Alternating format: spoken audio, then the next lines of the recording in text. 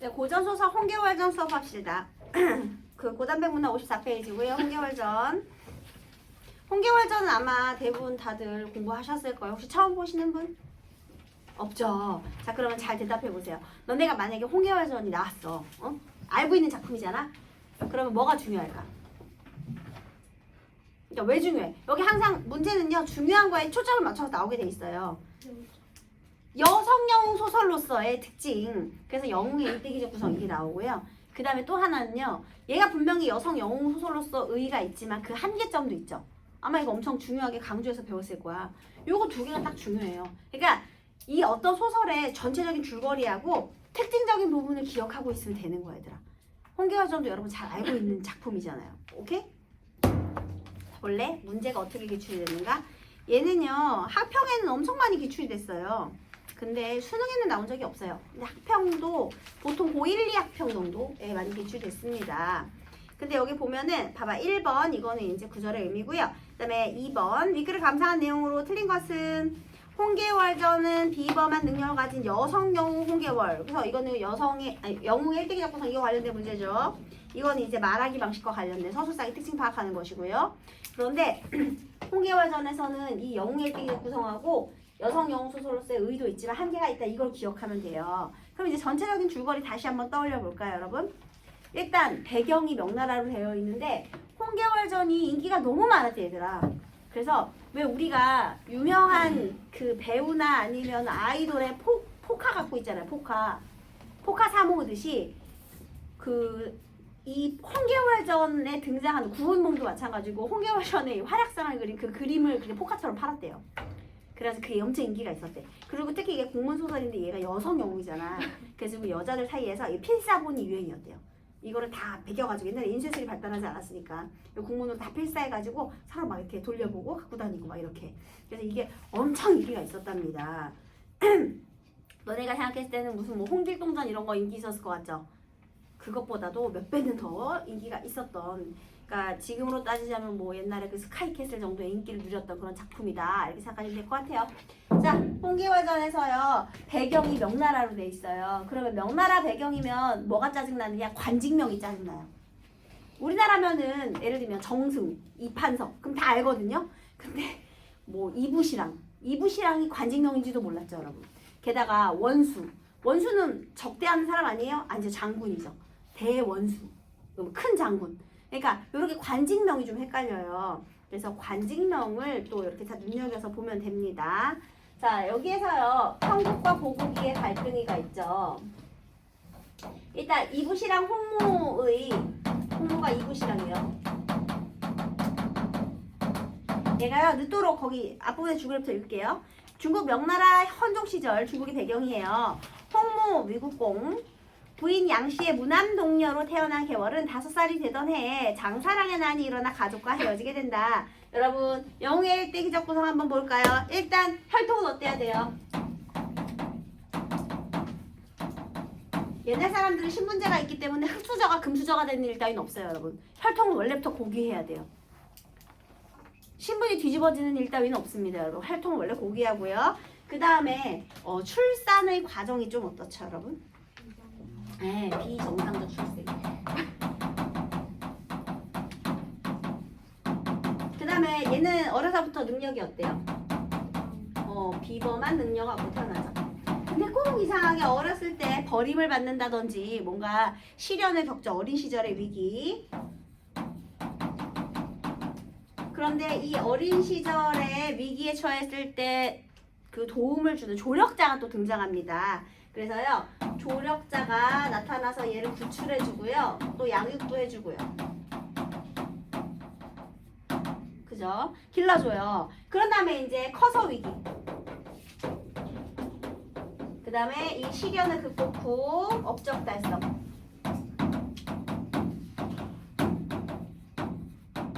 물론 여기도 조력자가 있을 수 있고요. 조력자는 언제나 있죠. 근데 우리 그 평가원이 좋아하는 또 그런 포인트들이 있어요. 조력자가 현실계의 인물이냐, 천상계의 인물이냐, 뭐 이런 것도 중요하고요. 그 다음에 천상계의 개입이 있느냐 없느냐.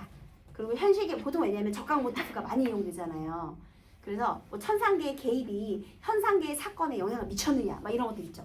그런 포인트들을 좋아합니다. 자, 그래서 여기서요. 일단 홍모와 부인 양씨의 문안명 동료로 태어났다. 그게 어디에 해당이 되는 거예요? 고귀한 혈통에 해당이 되는 거죠. 여기 거기에 적으세요. 고귀한 혈통. 그리고 사실요. 여기 지금 나오지 않았는데요. 원래 늦도록 지금 애가 없었어요. 그래가지고 얘가 이렇게 잘 치성을 드렸거든요. 그런데 꿈에 선녀가 나타났어요. 선녀가 나타나서 곧 만나러 갑니다 하고 태어났어요. 그러니까 어떻게 태어났다고요? 선녀꿈 꾸고 태어나와. 선녀꿈. 무엇이랑 홍모 딸. 아빠가 고귀한 혈통이고요. 그 다음 비정상적 출생 선녀꿈. 자, 여기에서 우리 적강 확인할 수 있죠. 전생은 선녀였다. 적강 모티브 확인했고요. 그 다음에 어렸을 때부터 능력이 뛰어났어요. 비범한 능력. 그 다음에 어린 시절의 위기, 가족과의 이별. 장사랑의 난으로 인해 가족과 이별하게 됐죠. 그 다음에 조력자의 구출, 여공.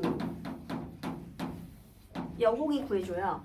그래서 홍모와 양씨 부인의 딸인 홍겨월이 이제 부모와 헤어지게 되었답니다. 아이고 슬퍼라. 장사랑의 난이 일어났어요.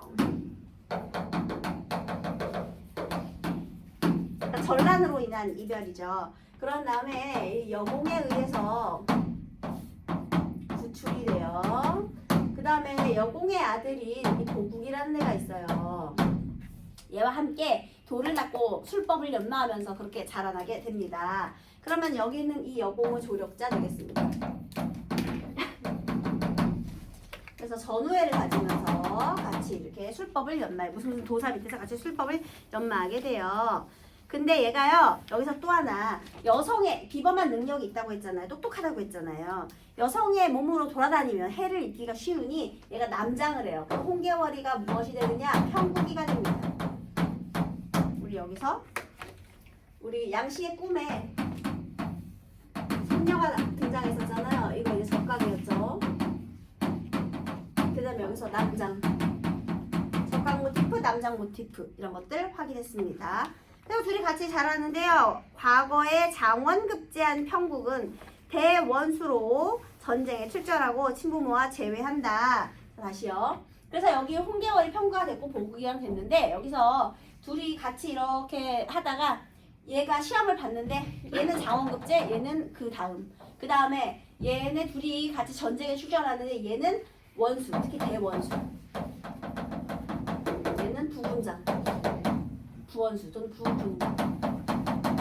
자, 그러면 누가 더 지금 관직이 높아요? 얘가 원수 대원수. 자, 여기 얘가 더 관직이 높죠. 라는 것은 얘는 남자고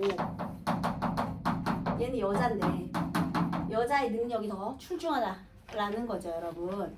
그래서 얘가 더 관직이 높아요. 근데 커서 위기는 뭐냐면요. 커서 위기는 얘가 부상을 입었어, 전쟁 중에. 어이가 진맥을 했지. 탈로 나겠다. 뭐가 탈로 났어? 여자인 게 탈로 났어요. 그래서 여기에 중국의 황제가 천자거든요. 이놈도 웃겨요. 이 천자가요. 얘가 이제 죽을 죄를 졌다. 그랬더니 천자가 아우 나 너 여자였니? 몰랐네. 그러면서 어떻게 깨요?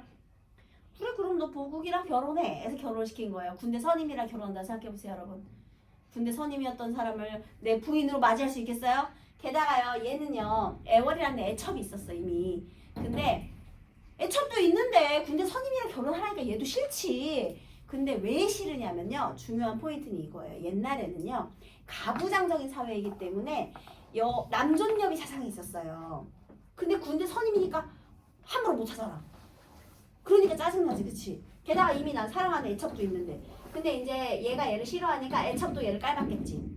그래가지고 얘가 또 어떻게 했느냐, 홍계월이 단칼에 목을 쳐내요. 언니 저 마음에 안 들죠? 안 들어. 목 딱 쳐낸 거예요, 여러분.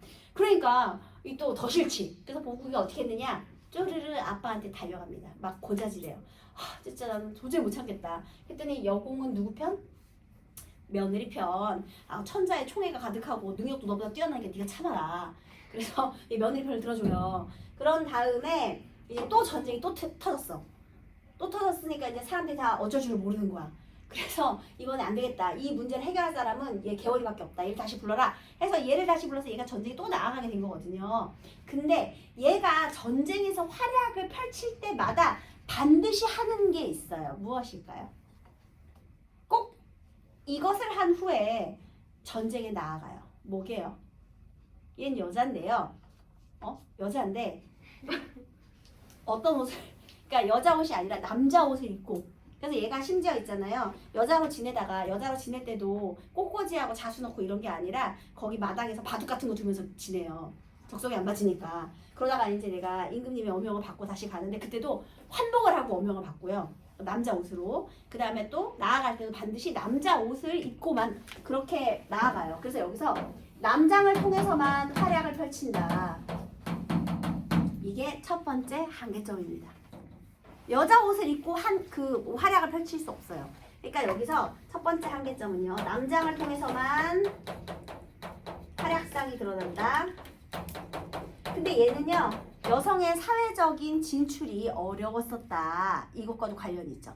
여성의 사회 진출은 거부감도 있고 어렵기도 하고요. 그 다음에 부부 사이가 안 좋은 게 이제 첫 번째 커서 위기거든요. 뭐 전쟁에 나아가는 것도 위기인데 부부 사이가 안 좋은 게 위기예요. 근데 얘가 그런 말을 해요. 아깝다. 내가 남자로 태어나지 못한 것이 한스럽구나. 자, 그러니까 한마디로 얘는요. 남자가 되고 싶었던 거야. 내가 여자로서 이렇게 능력을 펼치는 게 좋은 게 아니라 그냥 남자였으면 좋겠는 거야. 왜냐면 내가 하는 일은 다 여자가 하는 일이 아니라 남자가 하는 일이라고 생각을 하는 거죠. 본인 스스로도. 그러니까 물론 여성 영웅 소설로서 당대에 이 여성들의 의식이 얼마나 성장했는지를 보여주는 소설이긴 하지만요. 얘가 남자가 되고 싶어요. 남자가 되고 싶은 소망을 드러내는 부분을 보면서요. 여성 자체로서의 자아 정체성이 부족해요. 여성의 자아 정체성 부족.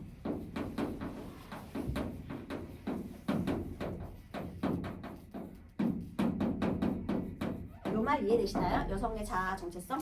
내가 여자인 채로도 능력을 발휘할 수 있잖아. 근데 얘 자체도 아니 남장을 해야만. 그 다음에 남자가 되어서 이런 일을 하는 게 옳다고 생각을 하거든요. 근데 물론 자기 능력은 뛰어나지만. 그래서 여성 자체의 자아 정체성은 조금 부족하다. 근데 뭐 당대의 시대적 분위기가 그랬으니까 요것만으로도 어쨌든 여성의식의 성장을 보여준다는 점에서는 의의가 있겠죠. 그러나 이런 한계점이 있다. 그래서 요것도 중요한 포인트가 되겠습니다. 그래서 자 이제 여기 한번 읽어볼게요. 그래서 요렇게 얘네들이 다시 불러가지고 얘가 이제 전쟁에 나와서 공을 세우고 그 다음에 이제 돌아온 거예요. 이제 마지막 부분 요거 한번 또 읽어볼게요. 여공이 물러나오자 위공과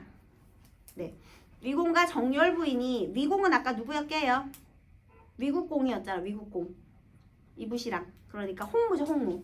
개월의 아빠네요. 정열 부인은 누구예요? 위공과 정열 부인이니까 저 양씨, 그러니까 부모님이에요. 부모님. 홍개월의 부모님. 지금 분모랑 제외했죠. 얘가 두 번의 전쟁에 나갔는데 첫 번째 전쟁 후에요. 지금 여기. 정열 부인이 다시 일어나 칭찬하기를, 여공은 아까 조력자였죠. 보국의 아빠. 어지신 덕택으로 개월을 구하사 친자식같이 길러 입신양명하게 하시니 은혜가 백골난망이로소이다. 그러니까 상대방의 은혜를 감사하면서 칭찬하는 거죠. 그렇죠? 내 새끼 길러줘서 고마워 하는 부분이 되겠습니다.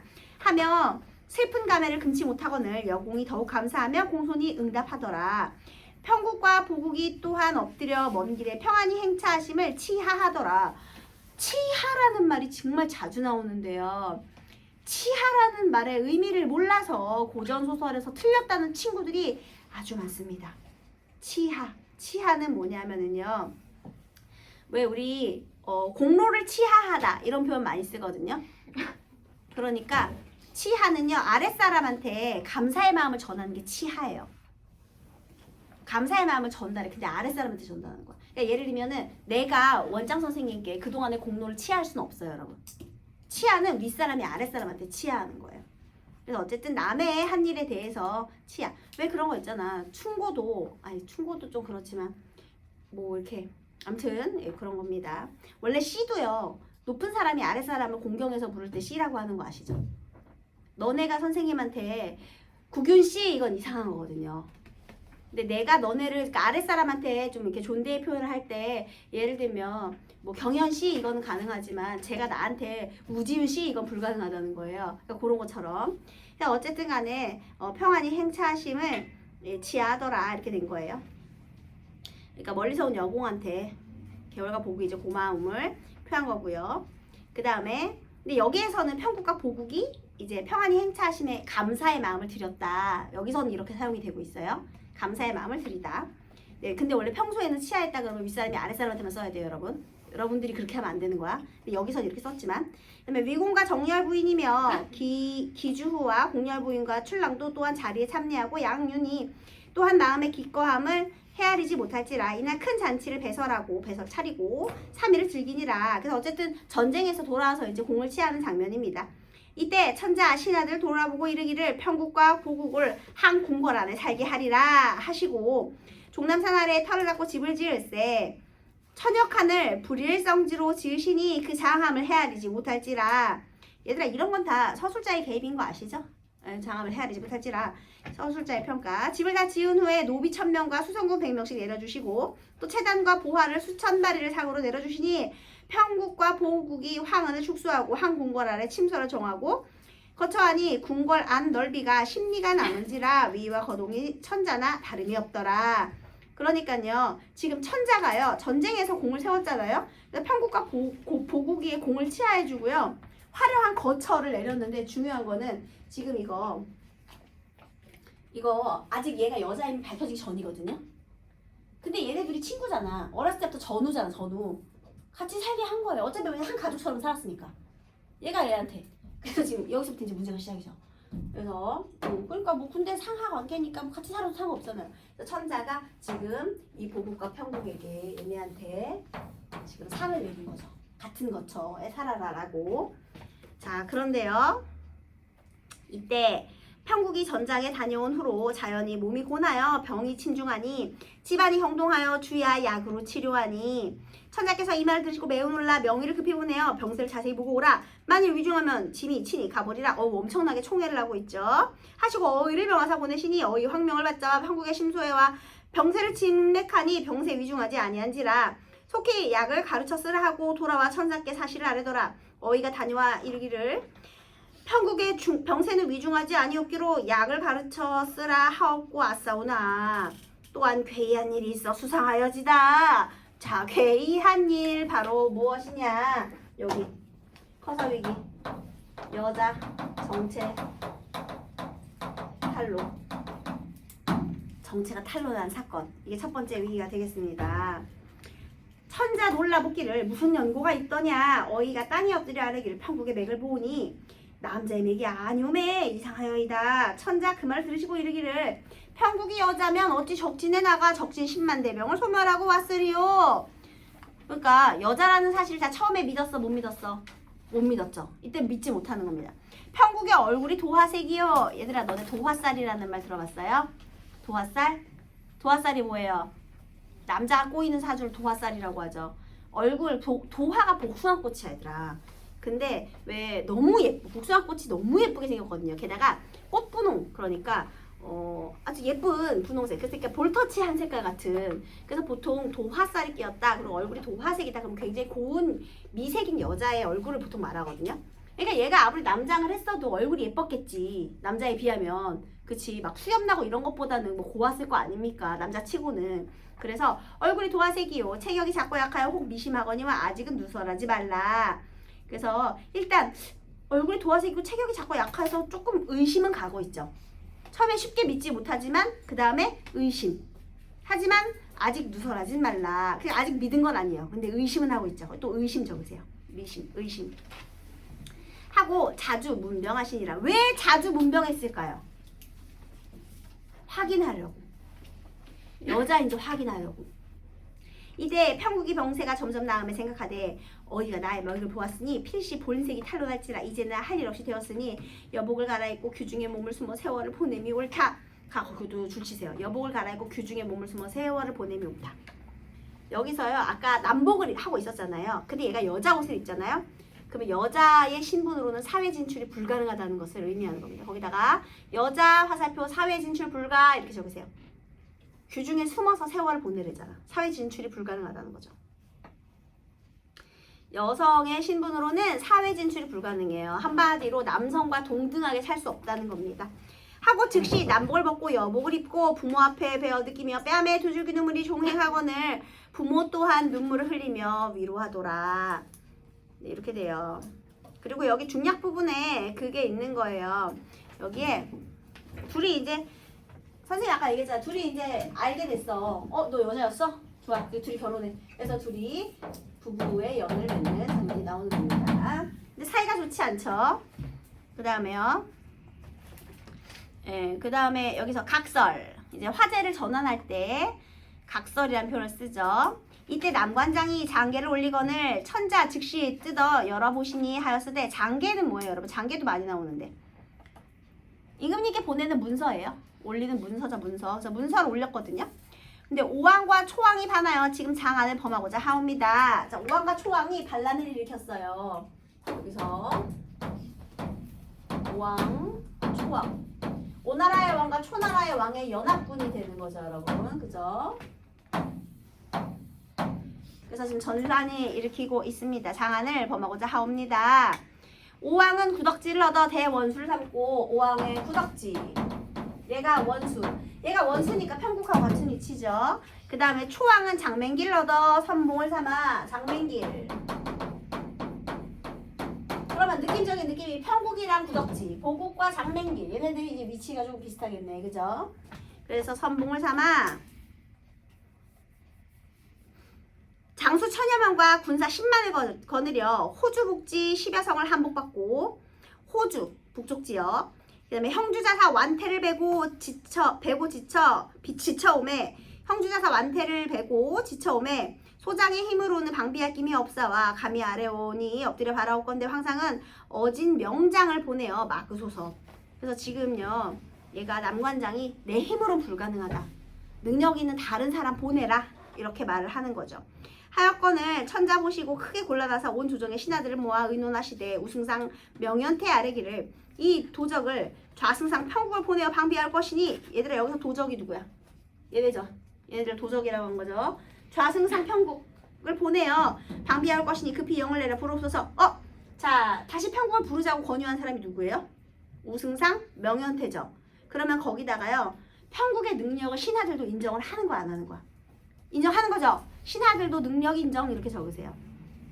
능력을 인정하죠. 천자가 들으시고 한참 뒤에 평국이 전일에는 출세하였기로 불러 국사를 의논하였거니와 지금은 규중의 여자라 어찌 영으로 불러들여 전장에 보내리오. 역시나 여자는 사회 진출하기가 어려웠다는 거죠. 하시되 신하들이 아뢰기를 평국이 지금 규중에 처하오나 이름이 조야에 있고 조야는 그 목록이에요. 목록. 그러니까 공무원 명단 같은 거 임직원 명단 이런 거 조야에 있었고 또한 장록이 연구하오니 장록이라는 것은요 이미 월급이 나가고 있었다는 거죠.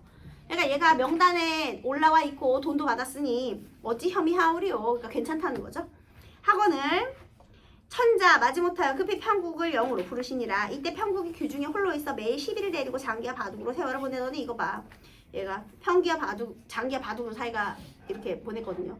왜냐하면 남편이랑 사이 안 좋으니까 혼자 있었어요. 여자의 취미로는 어울리지 않죠. 그 다음에 사관이나 천자가 부르는 명을 전하거늘 평국이 크게 놀라 급히 여복을 벗고 조복으로 사관을 따라 어전에 엎드리니 자 여기 또 봐봐. 야 어명을 받는데도 여복을 벗고 조복으로 조복이라는 건 관복이거든요. 관복. 그러니까 제복을 갈아입은 거지. 군인이면 군복으로 갈아입은 거예요 여러분. 그래서 여기도요 이 여복에서 조복으로 갈아입는 장면 있죠. 여복에서 조복으로 지금 환복 하는 장면. 그러면 지금 얘의 역할이요 가정의 역할에서 사회적인 역할이 변화하고 있다라는 걸 알려주는 부분입니다. 그래서요 천자가 기뻐하며 이르시기를 경이 규중에 처한 까닭에 오래 보지 못하여 추워로 사모하더니 이제 경을 봄에 기쁘게 헤아릴 수 없거니와 짐이 덕이 없어 지금 5초 양국이 반하여 호주 복지를 항복받고 남관을 넘어 황성을 범하고자 한다 하니 경은 마땅히 출사하여 사직을 안보하게 하라. 한마디로 어떻게 하라는 거야? 전쟁 나가라 이런 얘기죠. 하신이 편국이 엎드려 아뢰기를 신첩이 외람하여 폐하를 소국이었고 공우 장록을 받자와 영화롭게 지내옵기 황공하온데 죄를 사하시고 이토록 사랑하옵시니 신첩이 비록 우매하오나 힘을 다하여 폐하의 성원을 만분의 1이나 갚을까 하오니 근심하지 마옵소서. 말 되게 길죠. 뭐라는 거야?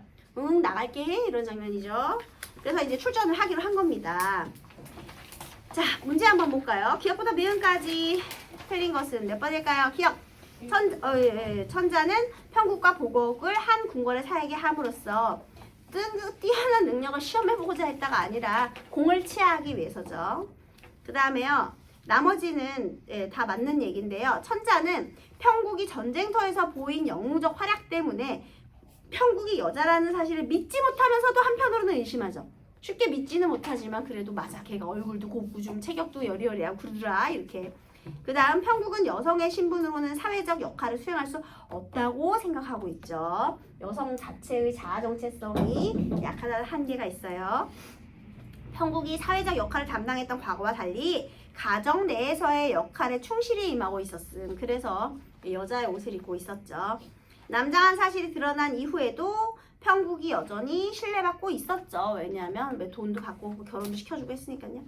그 다음에 홍계월 전에서요. 틀린 거 2번에 1번은 신하들이 나라의 위기를 해결한 인물로 홍계월을 적극 추천하는 것에서 홍계월의 뛰어난 능력을 짐작할 수 있군. 맞죠?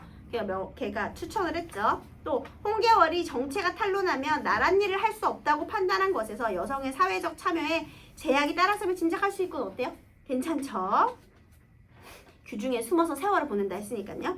홍계월이 궁궐에서 천자에 못지않은 생활을 하며 천자의 노여움을 사게 된 것은 이게 무슨 소리예요? 얘는 천자는 노여움을 드러낸 적도 없고요.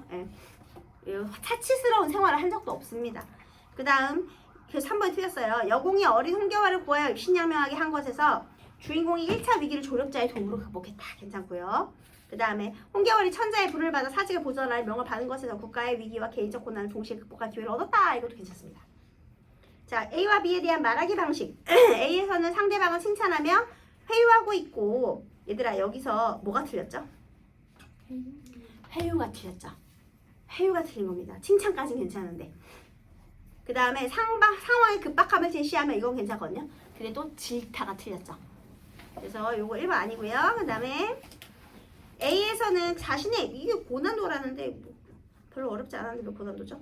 그 다음에 A에서는 자신의 입장을 강조하며 상대방을 설득. 아니죠. 설득이 아니라서요. A에서는 상대방의 공을 인정하며 고마움을 드러냈다. 이거 괜찮다. 그죠? B에서는 자신의 부족함을 먼저 말한 후 선자가 짐이 덕이 없어 뭐 이런 말 했잖아요. 상대방에게 명령 내렸죠. 전쟁 나가라고. 괜찮네. 3번이 답입니다. 명탄적 표현 A에 없고요. 5번에 상대방의 구체적인 행동에 대해 자신의 견해를 밝히고 있고 얘는 괜찮거든요. 이게 뭐냐면 구체적인 행동. 개월을 친자식처럼 길러줬잖아. 그거에 대해서 자신의 견해, 고마움을 표했다. 여기까지 괜찮아요. 근데 문제상의 원인을 상대방으로 탓한다. 뭐 전쟁이 뭐 개월 때문에 일어났습니까? 아니죠. 그래서 틀린 거예요. 됐죠? 자, 그 다음에 시간이 별로 없긴 한데요. 창성가미로군요. 너네 사시남전기 알지? 사시남전기의 특징이 뭐죠? 걔랑 되게 비슷해요. 특징은 비슷해. 특징. 뭐 줄거리는 좀 많이 얘가 훨씬 더 복잡하지만. 사시남전기 무슨 소설이에요, 여러분? 일단 조선시대의 소설 중에서 사시남전기는 여성 소설 아니잖아. 아니 미안합니다. 영웅 소설 아니잖아. 사시남전기 무슨 소설이에요? 처첩간의 갈등, 사시와 교시의 처첩간의 갈등을 다룬 가정 소설이거든요, 여러분. 우리 조선시대에는요. 여기 조선기에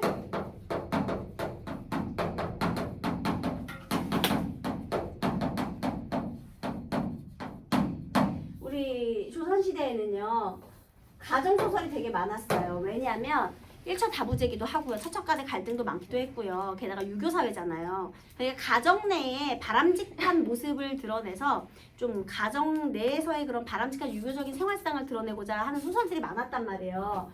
그래서 얘는 가정소설이고 굉장히 내용이 복잡해요. 장편소설이에요. 교훈을 주는 유교적인 소설이 되겠습니다. 그래서 주제가 권선지가, 그 다음에 사필귀정, 이런 것들. 이렇게 돼요. 근데 여기에 지금 창성감미록이 되게 유명하긴 한데요.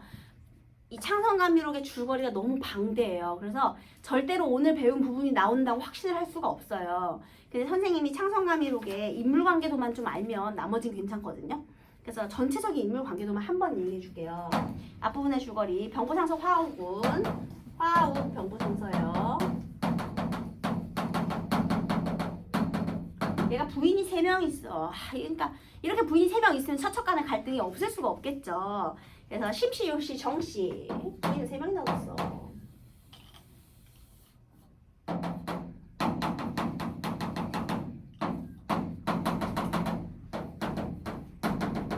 얘 다 부인들이에요. 부인.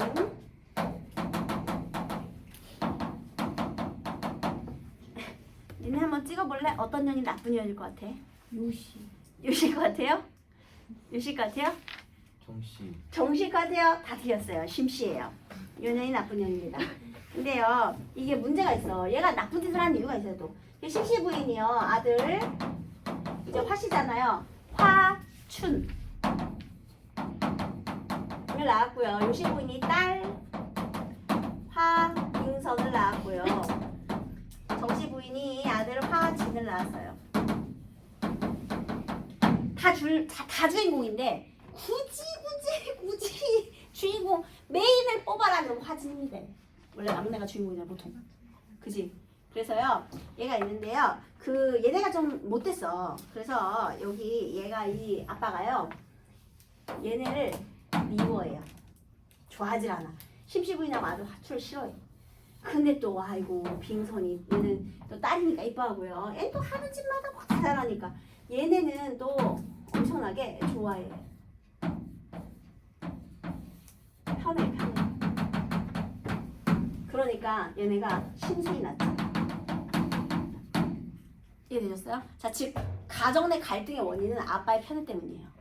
이것 때문에. 그래서 저 새끼가 같은 아들인데 쟤만 예뻐하고 물론 얘네 못된 행동을 하긴 하지만 중요한 거는 얘의 편애가 이게 가정 내 갈등의 원인이 됩니다. 그래서 이제 얘네가 뿔이 났잖아요. 뿔이 나니까 괴롭히겠지. 일단 빙선이 괴롭혀요. 빙선이 요거를 계속 괴롭히고요. 그 다음에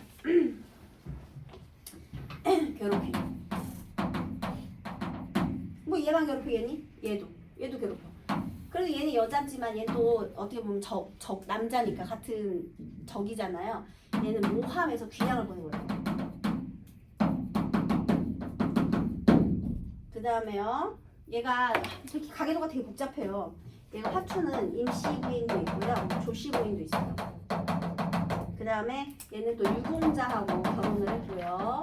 그 다음에 화진도 윤소저하고 남소저 이렇게 2명의 부인이 있는데 얘 부인인 얘 남소저는요 누명으로 내쫓고 누명을 씌워가지고 내쫓고.